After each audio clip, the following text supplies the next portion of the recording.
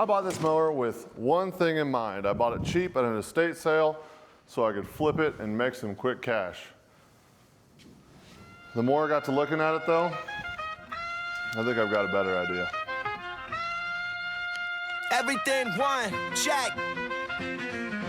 Everything I do, pack a punch, back it up, stack it up to the sky, now rack it up. Planet of the brakes won't sink, just swim. The master blaster boombox on 10, throwing Hail Mary, some dying trying to pass it. It's still very on to the casket drops. I accelerate to the pedal brakes. When we celebrate, I make you levitate. First in, last to leave, always. Reign supreme, victory on stage. I come alive when the pyro hits from the 213 to the 416. Yeah, opposition, I don't see none. Just me and me going up on a run. All right, so like I said, this was supposed to be an easy video. I bought this thing at an estate sale for 50 bucks just to flip it, clean it up, do a tune-up on it. I even started buying parts. I got a box full of parts over there. But then, although I like doing budget-minded stuff, and I try and do that with every single thing, I'm also incredibly irresponsible. So I changed my plans completely. This is now going to be the YouTube first, I think, fully electric racing lawnmower. Now the reason I decided to go electric, I wanted to do both. I got a buddy that's building a steel body, old school mower that he's gonna do big V twin. It's probably gonna be rowdy, I'm sure. I've always wanted to do an electric thing, and the newer body just, to me, seemed like a better fit for an electric build. So that's what we're gonna do. And it's gonna be, we're gonna start off modest just to get it going, and we're just gonna ramp this thing up. So first things first is I do have to do some tune-ups to this and get this torn apart, because I am going to be selling all of these parts on this machine to help fund the project. Because even though I'm irresponsible, I'm also broke. So with all that being said, let's get these shop doors closed so I quit getting attacked by bugs. Also so I can sweat even more. And let's start tearing this thing apart. We're gonna get the deck off, get the hood off, probably wheels and tires, get it up on some stands. Just start digging in.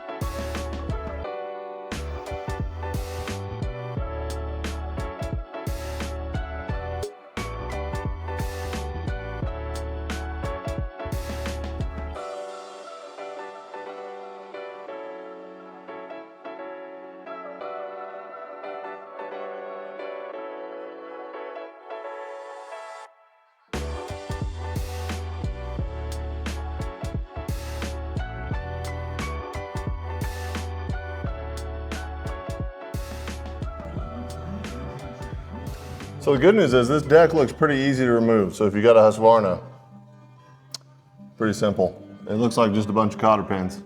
One up front on the rod, two up top on these arms, and then two on the adjustment arms.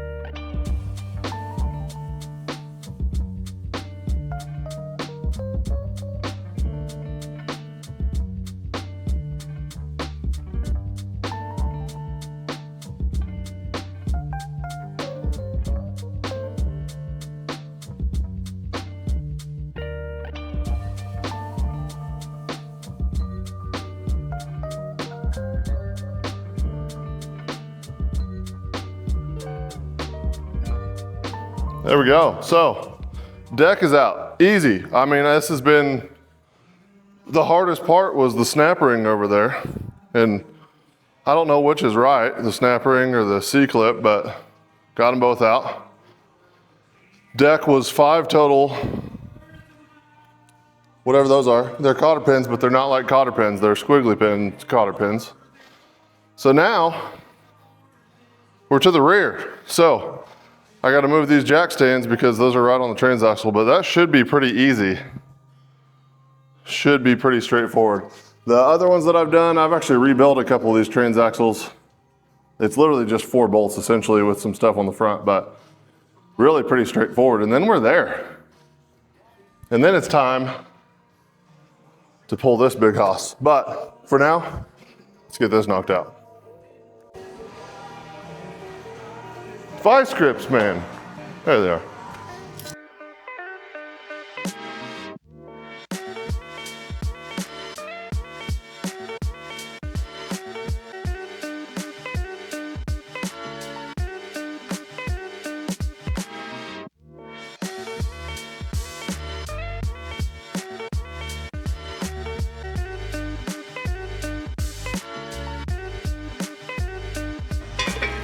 I forgot these big fancy Daytonas were on sale at the Harbor Freight the other day, so there you go. If Harbor Freight, if you're looking for another sponsor, I got you.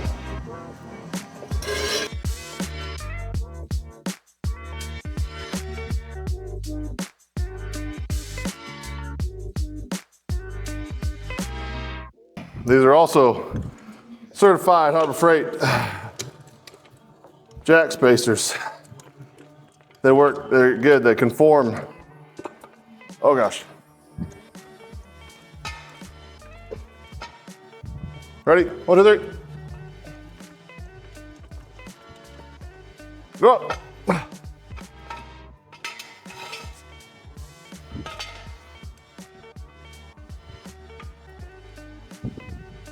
See? Look at that. Perfect. Worked like a charm.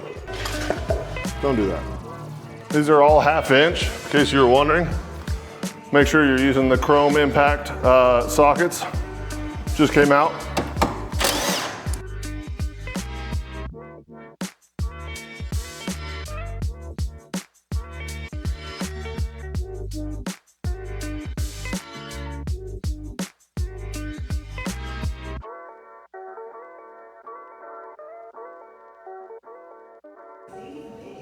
All right, so I may have gotten a little ahead of myself. I took the seat off because I needed more room underneath the seat here.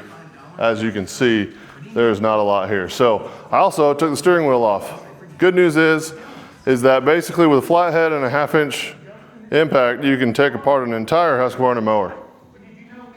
And we're about there. So I got a couple of things on the transaxle on the front that's like the belt and the pulley system that I gotta take off.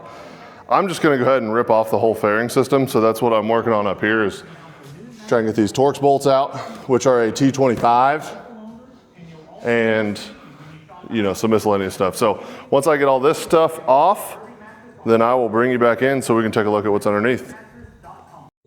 All right, well, I was doing the right thing and I got my shop vac and I was doing a little shop vac rebuild. Wasn't paying attention at all. Got that all, everything sucked, so to speak. Got this all kind of cleared out, and then I realized, the camera didn't really pick it up, but it is just a cloud of dust. Apparently I don't have a filter in this. I mean, you can see on the floor right here where it was behind it. That's where it is. So I can't breathe now. So I think I'm gonna call it there, fellas and fillettes. I think you guys know the reference. Next video, we're gonna hop on to getting the transaxle fully out and the motor completely out. So pretty much everything's disconnected at this point. I need to get this fairing off, which basically means I gotta get that stuff off, and then it'll be time to pull the motor and then run that back to the transaxle. And then we can start pulling some measurements, getting some parts ordered. I may go ahead and pull some measurements now and get some parts ordered.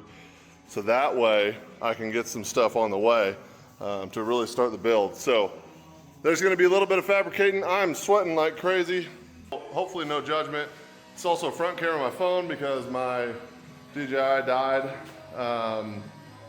Like I said, it's just a cloud of dust and I'm sweaty as all get out. So As always, if you have stuck around this long to the end of the video, hopefully you guys are excited for this. This is gonna be, like I said, kind of a crazy build, a little bit different than what you see on the rest of them. And then we're gonna have some comparisons, again, to my buddy that's building one. Hopefully we can get together and we can kind of do a comparison of the two, maybe rip them around a bit, get some action shots.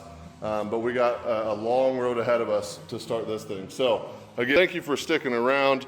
Please subscribe. I'm not a beggar. I don't like people that do that, but we're getting to a point where I really would like to get possibly some, I wouldn't say sponsors, but maybe affiliates or partners, something like that, so that way I can start getting some cool stuff to show you guys. So hit the subscribe, hit the bell button. Anything helps. It's true. All those weird YouTubers, they are telling the truth. So let's get this build started and we'll catch you in the next one.